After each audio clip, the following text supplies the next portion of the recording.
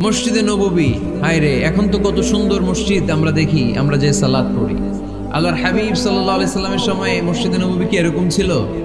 কথা বলেন। ফ্লোর ছিল বালুর ফ্লোর। কিসের ফ্লোর? আমাদের মসজিদের ফ্লোর কিসের? টাইলস। আল্লাহ রাসূল সাল্লাল্লাহু আলাইহি ওয়াসাল্লামের মসজিদে নববীর ফ্লোর কিসের? কথা বলে না। তো আওয়াজ করে উত্তর দেন না কেন? কষ্ট হচ্ছে? দুপুরে খাইছেন না সবাই? কেন খান নাই কেন? রোজা রাখছিলেন? হ্যাঁ, ফজর বাদে আইছি। আচ্ছা ঠিক আছে, ঠিক আছে। আচ্ছা আচ্ছা, সাউন্ড নাই, কথা শোনা যায় না? তো এটা শুনলা কেমনে? জিজ্ঞেস করলাম কথা শোনা যায় না, কয় না। তো এটা শুনলা কি করে? মানে অল্প শোনা যায়, তাই তো? একটু পরে আমার বিদায় ঘন্টা বাজবে, আমি চলে যাব। এই তোমরা ডিস্টার্ব করতে করতে আমার সময় শেষ। তোমরা ডিস্টার্ব করলে তোমাদের লস। আমি আমার টাইমের 1 মিনিটে বেশি যেতে পারবো না, কারণ এখানে আসরের সালাতের আজান শুরু হয়ে যাবে, এরপরে কোনো কথা নেই। আর বক্তব্য লম্বা করা এটা বেদাত। এই বেদাতকে আমি সুন্নাতের মধ্যে আনতে চাচ্ছি। একটা সময়ে একেবারে কমায় নিয়ে আসবো। এত প্রোগ্রামও আমি করতে চাই না। আমি ঘোষণা দিয়েছি আগামী বছরে সারা বাংলাদেশে আমার প্রোগ্রাম হবে 50টা। কয়টা? 50টা। এরপরের বছর 30টা, এরপরের বছর 20টা। বিভাগীয় প্রোগ্রাম করলেই চলবে আমার। এক এক বিভাগে যে 2 দিন 3 দিন খালাস।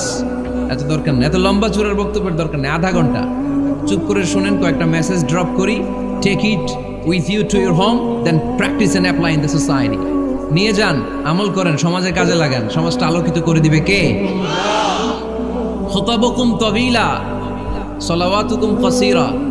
আল্লাহর হাবিব সাল্লাল্লাহু আলাইহি ওয়াসাল্লাম বললেন, কিয়ামতের একটা আলামত, কিয়ামতের আগে তোমাদের বক্তব্য হয়ে যাবে লম্বা, সালাত হয়ে যাবে খাটো। সালাতের পরে তাসবিহ পড়তে চায় না লোকজন, ব্যস্ত, মহা ব্যস্ত, সুপার বিজি। কোত্থেকে আসলে এই ব্যস্ততা? আপনি রবের সাথে মুনাজাত, না যাই ইউনাজি মুনাজাত, আপনার রবের সাথে একাকী নীরবে কথা বলতে মনে চায় না আপনার? এত তাড়াহুড়ো কিসের? ধীর স্থির হন, একটু স্থির হন, একটু মনোদৈহিক প্রশান্তি অর্জনের চেষ্টা করেন। সব সময় ব্যস্ত, ধাক্কাধাক্কি, উচ্ছৃঙ্খলা, এগুলো আমাদেরকে শেষ করে দিয়েছে। এজন্য লম্বা চূড়া বক্তব্য ঠিক না। বক্তব্য শুনতে আমাদের ভালো লাগে, আমল করতে ভালো লাগে না। বক্তব্যটা শেষেই সিগারেট ধরায়, আছে না নাই? মাহফিল শেষেই বিড়ি ধরায়, কয় চমৎকার ওয়াজ করছে হুজুরে। ওয়াজটা সেরকম হয়েছে, অনেক কণ্ঠ সুন্দর হুজুরের। এতদিন ইউটিউবে দেখছি, আজকে সরাসরি দেখাইছি, আছে না নাই? তো কি লাভ হয়েছে? লাভটা হয়েছে কি? এই যে মাহফিল শেষে বিড়িটা ধরাইলেন আর গেলেন, কোনো লাভ হয় নাই। এগুলো থেকে বেরিয়ে আসতে হবে। বছরের পর বছর আমাদেরকে শেখানো হয়েছে একভাবে। কেউ এই পরিবর্তনের আওয়াজ তুলে নাই। আওয়াজ আপনাকে তুলতে হবে। আওয়াজ তোলার জন্য এত মানুষ লাগে না, আপনি একাই যথেষ্ট।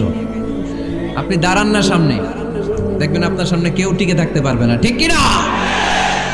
কিন্তু আপনার শক্ত সিদ্ধান্ত লাগবে, পরিবর্তনের জন্য শক্ত মানসিকতা লাগবে, যে আমি পরিবর্তন করতে চাই। We have to change.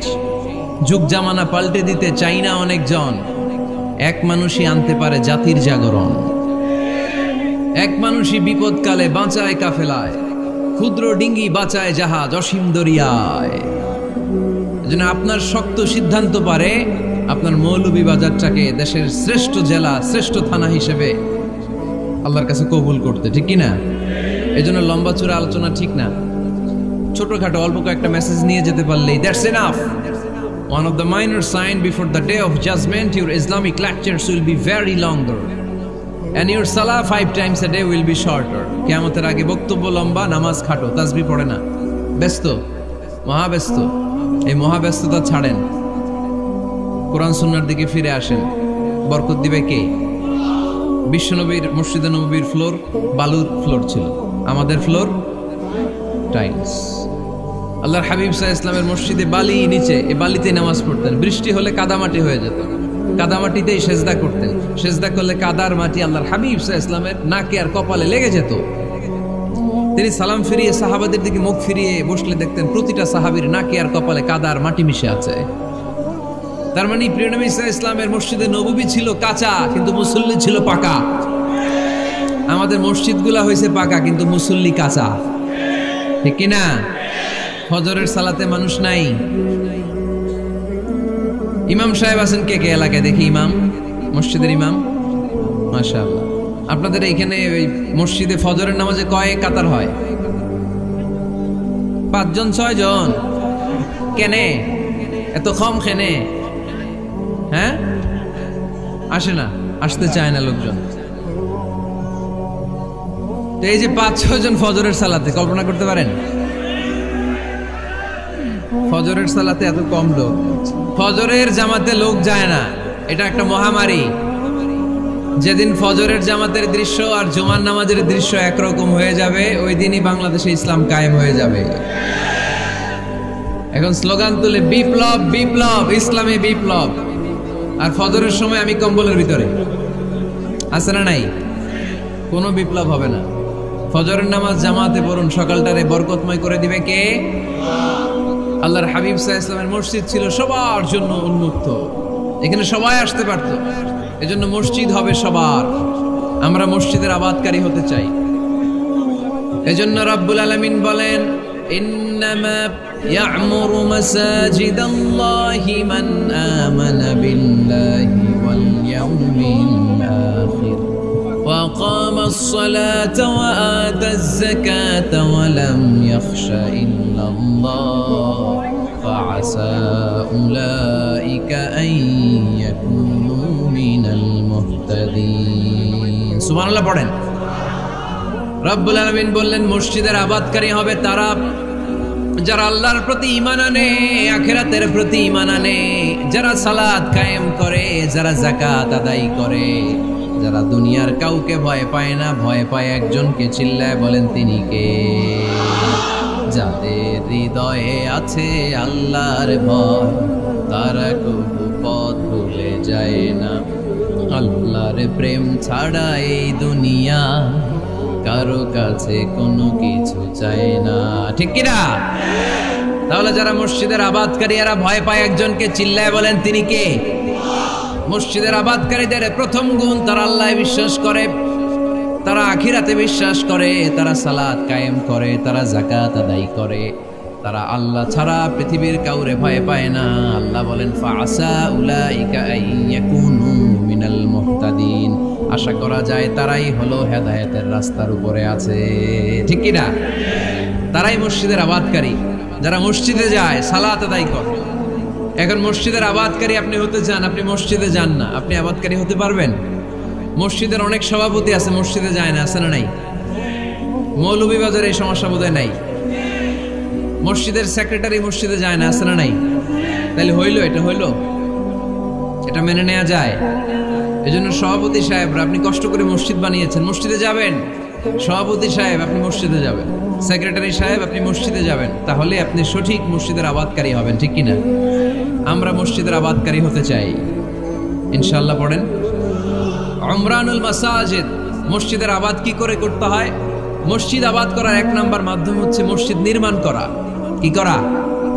নির্মাণ করা। খেয়াল করবেন, আল্লাহর হাবিব সাল্লাল্লাহু আলাইহি ওয়াসাল্লাম বলেছেন, মান বানা মসজিদান মিন মালিহি ফিদ দুনিয়া বানাল্লাহু লাহু বাইতান ফিল জান্নাহ। যে ব্যক্তি নিজের পকেটের টাকা খরচ করে দুনিয়াতে মসজিদ বানায়, আল্লাহ তাআলা তার জন্য জান্নাতে ঘর বানায়। 60টা জিনিস মানুষ মরে যাওয়ার পরে তার কবরে পৌঁছতে থাকে। ইন্না মিম্মা ইয়ালহাকুল মুমিন মিন হাসানাতিহি বা'দা মাউতিহি। মানুষ মরে যাওয়ার পরেও যে 60টা জিনিস তার কবরে পৌঁছায়, তার মধ্যে একটা হচ্ছে মসজিদান বানাহু। সে যে মসজিদ বানিয়ে গিয়েছে, ওই মসজিদের সওয়াব। সুবহানাল্লাহ পড়ে।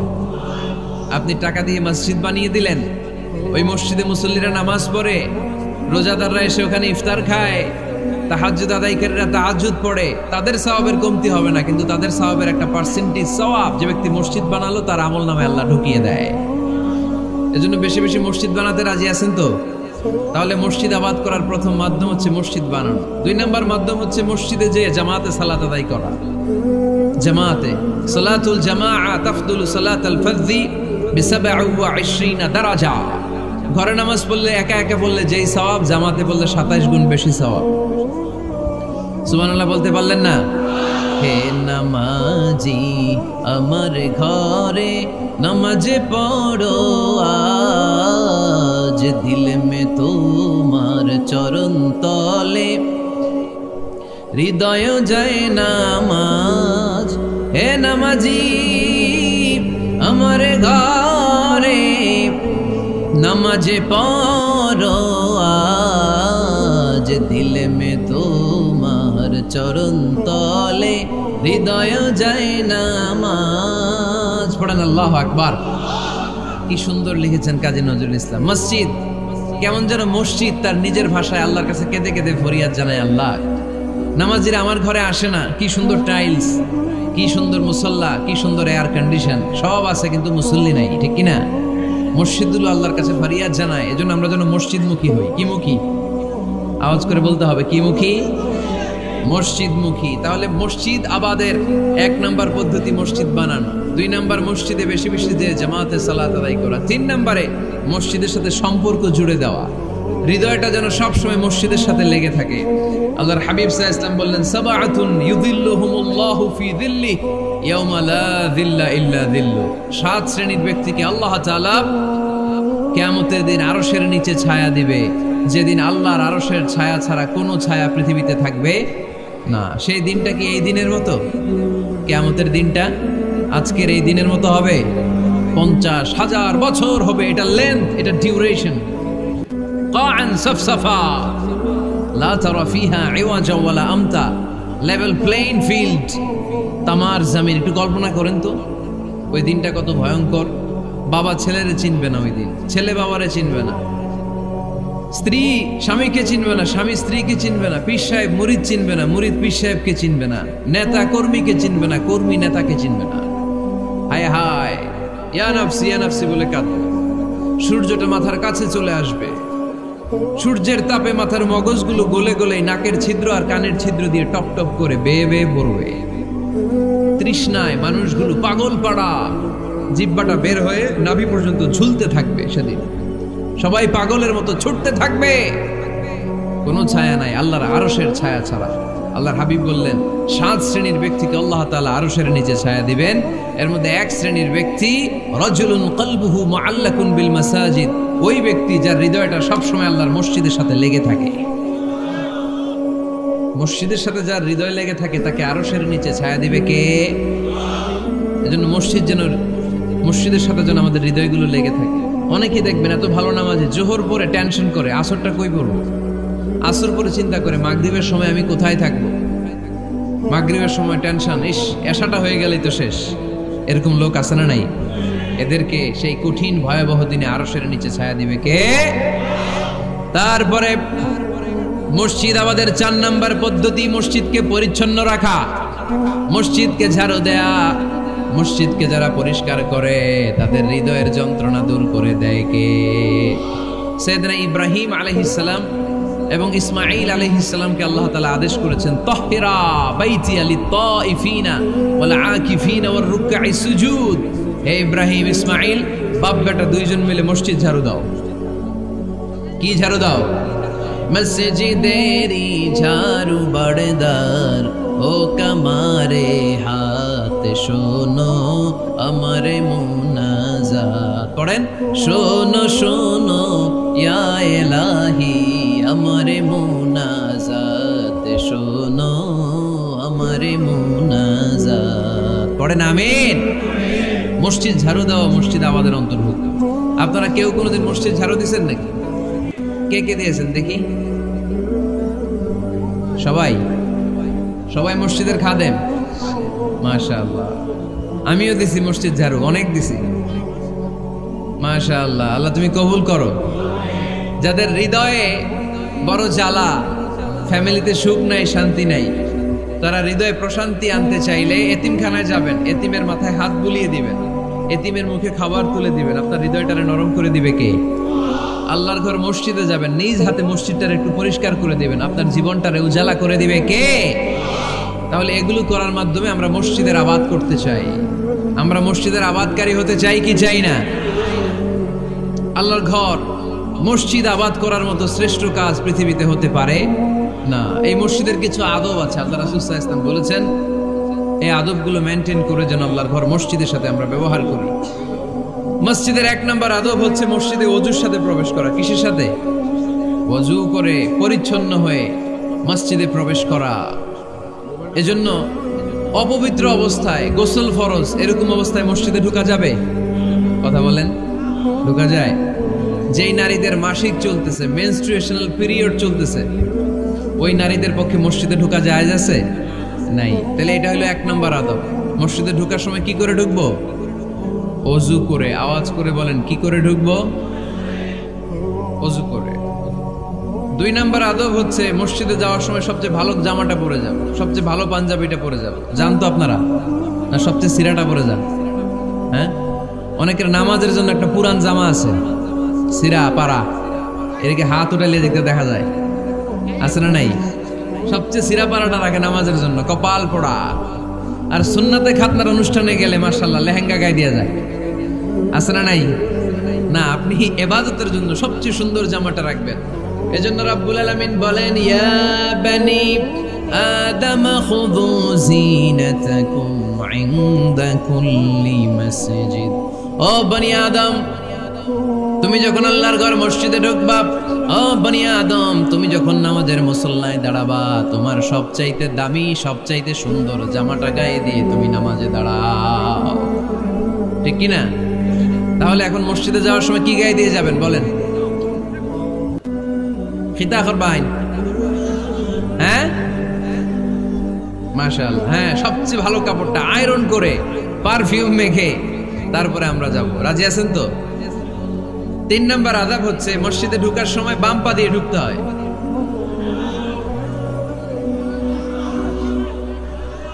কোন পা?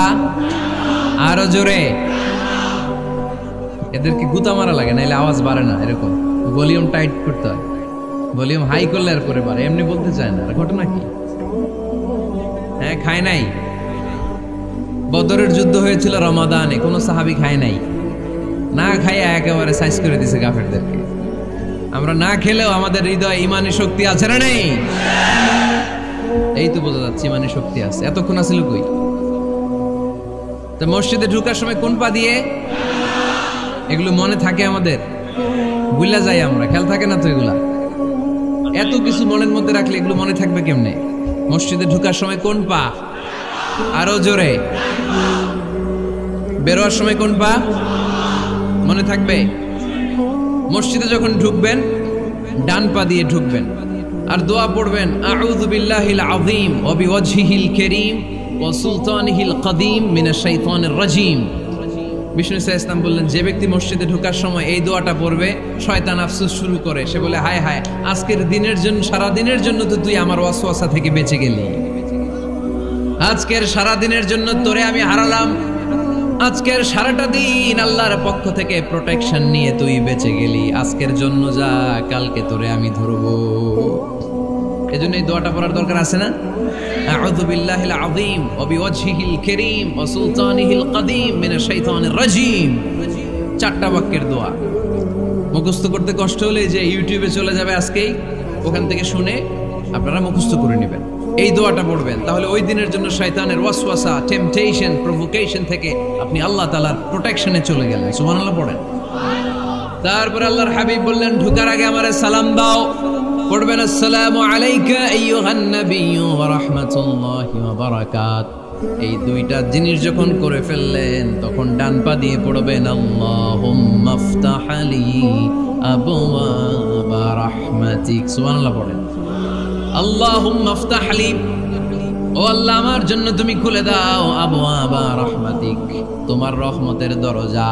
তার মানে মসজিদে ঢুকলে রহমত পাওয়া যায় কি যায় না? মসজিদে ঢুকলে পাওয়া যায় রহমত, মসজিদের বাইরে রহমতের কথা আল্লাহ বলে নাই। মসজিদের ভিতরে রহমত। কোথায় রহমত? কোথায়? মসজিদের ভিতরে রহমত আছে না? তার প্রমাণ, মসজিদে ঢুকলেই শান্তি লাগে কেমন জানি, আর ঘুমে ধরে। মসজিদে ঘুমাইছেন কারা কারা দেখি? সবাই ঘুমাইছেন? আরে আমি কত ঘুমাইছি। জুমার নামাজের সময় যে কি ঘুম আসে, আসে আসে, কমন পড়ছে, একেবারে কমন পড়ে গেছে। ঘুম আসে কারণ রহমত, রহমতের ঝিরি ঝিরি বাড়ি ধারা আল্লাহ তাআলা আরশের উপর থেকে নাজিল করতে থাকে, আর এই রহমতের কারণে হৃদয়টা প্রশান্ত হয়ে যায়, অনেকের ঘুমও চলে আসে, ঠিক কি না? এজন্য আল্লাহুম্মা আফতাহ লি আবওয়াবা রাহমাতিক, ও আল্লাহ তোমার রহমতের দরজাগুলো আমার জন্য খুলে দাও। এই দোয়া পড়লে রহমতের দরজা খুলে দেয় কে? আবার মসজিদ থেকে যখন বের হবেন তখন কোন পা দিয়ে? জোরে বলেন। বাম পা দিয়ে কি পড়বেন? আল্লাহুম্মা ইন্নী আসআলুকা মিন ফাদলিক, ও আল্লাহ তোমার কাছে আমি তোমার পক্ষ থেকে ফদল চাই, মানে রিজিক চাই। রিজিক দেওয়ার মালিক কে? তার মানে খুব সোজা সাপটা কথা হচ্ছে, মসজিদের ভিতরে পাওয়া যায় রহমত, আর বাইরে পাওয়া যায় ফদল বা রিজিক। বাইরে পাওয়া যায় কি? রিজিক। মসজিদের ভিতরে রিজিক আছে। তার মানে সারাদিন মসজিদে বসে থাকলে রিজিক মিলবে? নামাজের সময় নামাজ পড়তে হবে, কাজের সময় কাজ করতে হবে। এটাই হচ্ছে ইসলামের বিধান। নামাজের সময় নামাজ, কাজের সময়।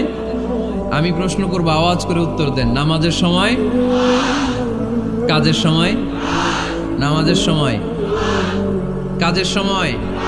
এটা মনে থাকবে।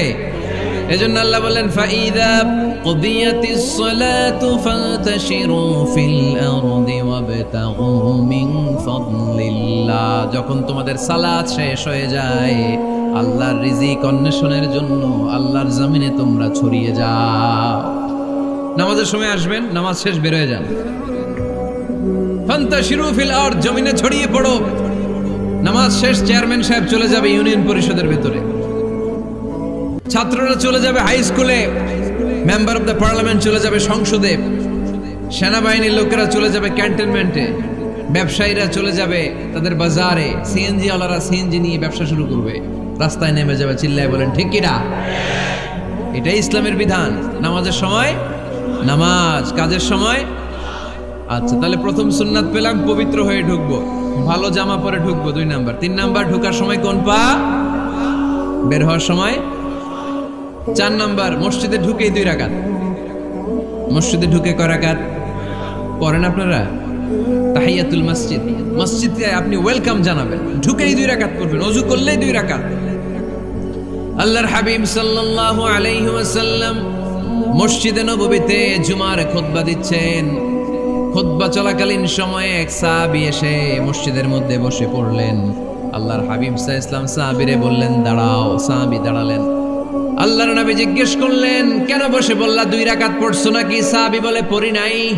বিশ্বনবী বললেন তাহলে তাড়াতাড়ি 2 রাকাত নামাজ পড়ে বসে যাও।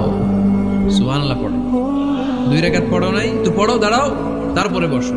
দেখেন খুতবা চলাকালীন সময়ে আমাদের খতিবরা কখনো খুতবা থামায়? কথা বুঝেন নাই? জুমার খুতবা আপনারা শুনেন না? খুতবা চলতেছে, ওই মুহূর্তে ইমাম সাহেবরা কখনো খুতবা থামায়? মাঝখানে কোনো ঝামেলা হলে থামায় না। প্রথম খুতবা শেষ, বসে, তারপরে দ্বিতীয় খুতবা। খুতবার মাঝখানে কোনো থামাথামি নাই। কিন্তু আল্লাহর হাবিব সাল্লাল্লাহু আলাইহি সাল্লাম কেমন খতিব ছিলেন দেখেন। আল্লাহর হাবিব সাল্লাল্লাহু আলাইহি সাল্লামের খুতবা দেওয়ার স্টাইল এন্ড অ্যাটিটিউড এবং আমাদের খুতবা দেওয়ার স্টাইল এন্ড অ্যাটিটিউড, আল্লাহ রাসূল সাল্লাল্লাহু আলাইহি সাল্লামেরটা কত প্রাণবন্ত ছিল। আল্লাহ রাসূল সাল্লাল্লাহু আলাইহি সাল্লাম সোসাইটি ওরিয়েন্টেড একজন পার্সোনালিটি ছিলেন, সমাজের মানুষ কেন্দ্রিক, খুব সামাজিক ছিলেন আল্লাহ রাসূল সাল্লাল্লাহু আলাইহি সাল্লাম। তিনি দেখলেন একজন বসে পড়ছে, উনি খুতবা থামায় দিলেন। জুমার খুতবা থামায় বললেন এই নামাজ পড়ছো না, পড়ো 2 রাকাত পড়ো। আবার খুতবা শুরু করলেন। সুবহানাল্লাহ পড়বেন না? একবার তিনি খুতবা দিচ্ছেন, দেখলেন আল্লাহ রাসূল সাল্লাল্লাহু আলাইহি ওয়াসাল্লামের 2 জন নাতি হাসান আর হুসাইন রাদিয়াল্লাহু তাআলা আনহুমা, ছোট্ট মানুষ, কাতারের ভিতরে ঢুকে কোন সাহাবী টুপি টান দেয়, কারো পাগড়ি ধরে টান দেয়, একজন এদিকে দৌড় দেয়, আরেকজন ওদিকে দৌড় দেয়। মসজিদে একটা ডিস্টার্ব হচ্ছে। আল্লাহর হাবিব সাল্লাল্লাহু আলাইহি ওয়াসাল্লাম খুতবা থামিয়ে দিলেন, মিম্বার থেকে নেমে আসলেন, 2 নাতিকে 2 হাতে ধরলেন, ধরে আস্তে করে জান্নাতের এই 2 সর্দারকে নিয়ে মিম্বারের উপরে দাঁড়ালেন। এই হাতে এই নাতি, ওই হাতে আরেক নাতি। এরপর দাঁড়িয়ে দাঁড়িয়ে তিনি বাকি খুতবা দিলেন। পড়েন সুবহানাল্লাহ। কত প্রাণবন্ত খুতবা। উনিও খুতবা দিতেন, আমরাও খুতবা দেই। আল্লাহর হাবিব সাল্লাল্লাহু আলাইহি ওয়াসাল্লাম খুতবা দিচ্ছেন, এক সাহাবী এসে বলল ইয়া রাসূলুল্লাহ, মদিনায় দুর্ভিক্ষ, বৃষ্টি নাই, আপনি বৃষ্টির দোয়া করেন। রাসূল সাল্লাল্লাহু আলাইহি ওয়াসাল্লাম খুতবা থামায় দিলেন, থামায় দিয়ে দোয়া শুরু করলেন। আল্লাহুম্মা আসকিনা গাইসান মুগীসান মারিআন মুরিআন নাফিআন গায়রা দার আজিলান গায়রা আজিল। আল্লাহ উপকারে বৃষ্টি দেন, যে বৃষ্টিতে আমাদের ফসল জন্মাবে, সবুজ ঘাস লতাপাতা জন্মাবে, আমাদের গবাদি পশুর রিজিক বাড়বে, এরকম উপকারী বৃষ্টি আমাদেরকে দিয়ে মদিনাটারে ধন্য করে দেন। বৃষ্টি শুরু হলো। জুমাবার বৃষ্টি, শনি রবি সোম মঙ্গল বুধ বৃহস্পতি শুক্র, টানা 7 দিন বৃষ্টি। এবার বৃষ্টির চোটে মদিনায় বন্যা হয়ে গেছে। এতদিনে দুর্ভিক্ষ, এতদিনে কি?